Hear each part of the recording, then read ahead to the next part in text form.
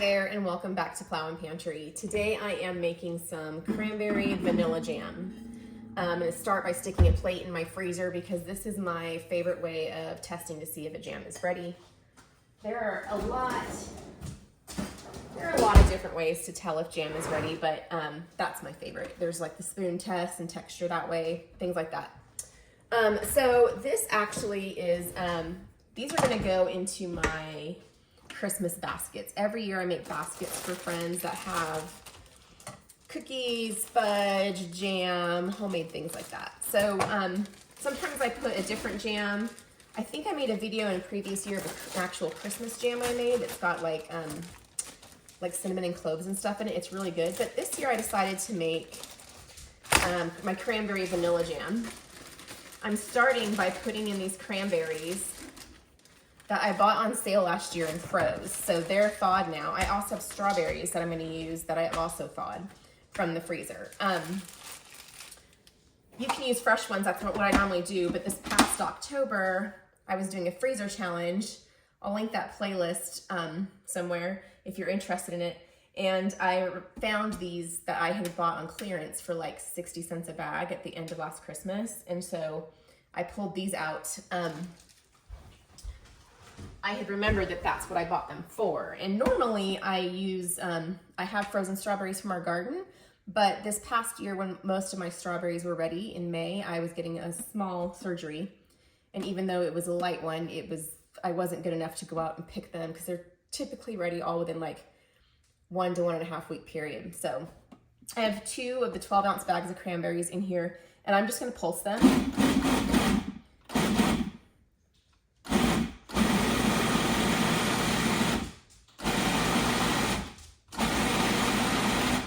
I'm getting mine fairly chopped up. I like my jam to be thick, but not with huge chunks of fruit in it. So if you make a jam, consider that when you are deciding what size to cut your fruit down into. I'm not pureeing this, I'm just getting it chopped up really small.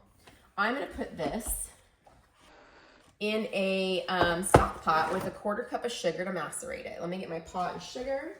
The first step of this is really easy because that's all you're doing. This is, by the way, a no pectin jam. We're gonna use the natural sugars in the fruit and the natural pectin in the fruit to get it to gel like a jam. I used to have this, I still have it actually, I just don't use it as much. I have this jam making book from before the days where commercially available pectin was really in, where they used the natural pectin in fruit to do a lot more of that.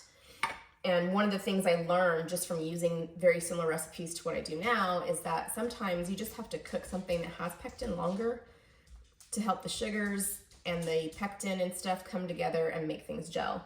And that's what's happening with this jam. 1/4 cup of sugar.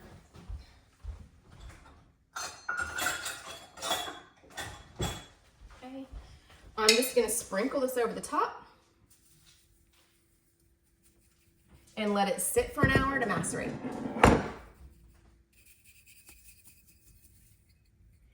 After an hour, this is what the cranberries look like. The sugar's kind of been absorbed a little bit. Liquid has been released, especially over here. You can see like on this far upper ridge down there where the sugar has just really turned red and absorbed some cranberry juice. Now I'm going to add strawberries that I've also pulsed in the blender. Okay, I have my water bath canner here and it has jars in it getting hot and sterilized. I have a couple different sizes in here. I have 8-ounce or 1/2 pint jars. Some are quilted because they're cuter at Christmas, and some are the little round ones. I couldn't find this year, but I had some left from me last year, so I wanted to use those. And I have a couple of the small 4-ounce jars.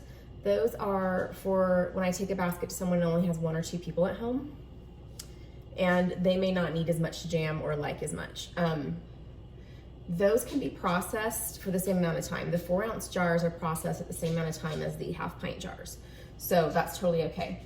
I have my strawberries in here. I went ahead and blitzed them in my food processor, but some of them were still a little bit frozen. So I'm gonna, once it gets hot, I'm gonna go ahead and mash them before mash them before I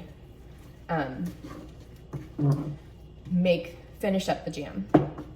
I'm putting in here a pound of sugar. I weighed that, and 3 tablespoons of lemon juice, and a little bit of vanilla extract. I will put like a half teaspoon now, and I'll put a little bit in again at the end, because some of it will kind of, no, I don't want to say cook out. The flavor will dull with cooking. So I'm getting this all mixed together. I'm going to bring it to a boil.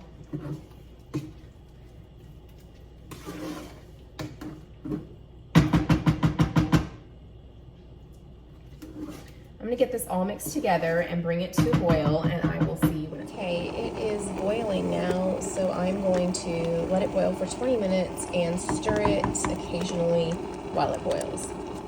All right, so I'm testing for the doneness of my jam, and my favorite way to test this is to use a cold frozen plate, and I put a drizzle of jam on there, and I'll usually wait till I feel in the bottom that it's like the heat has come through. What this does is it chills it down really fast, because the reason that's helpful is because that is the state at which your jam will become jam and thicken and be jelly. So in the jar, you would let it sit on the counter. Well, I don't want to wait it to sit on the counter and then decide it needs to be more stuff. So put on the plate so that it comes cooled down really fast. And then you can pretty much tell like this. You move it and it's not going anywhere. You can also pull your finger through and it doesn't close up in the middle. So this is a jammy jam consistency, and I'm ready to fill my jars. Something happened to my camera and it didn't record me filling the jars. Luckily, I realized that before I finished the last 2. So what I was saying was that I find it easier to put my jam into something with a spout on it. For both of these size jars, a 1/4 inch headspace. Where's my other jar? There it is.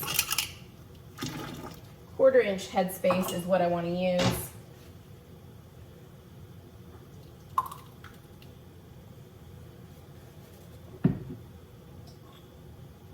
Bubble, debubbling, and checking spaces. Okay, and then I'm going to use my vinegar here to wipe off the rims.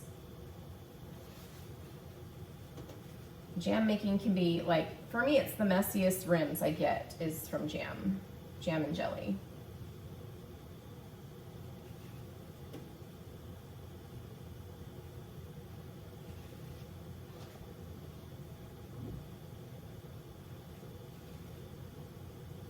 I don't know if I mentioned this, but you may have noticed that this is a non-pectin recipe.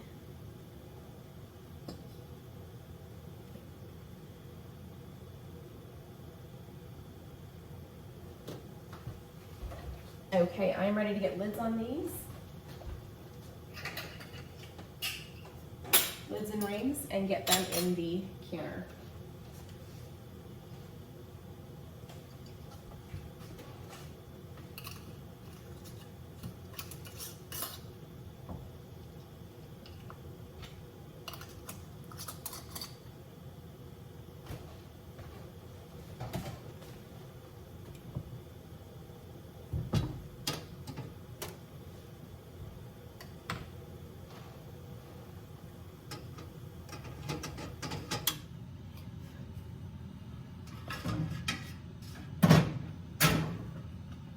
Okay, this gets back up to a boil, and after it's hit a boil, it goes to 11 minutes due to my elevation, 10 minutes for most jams and jellies.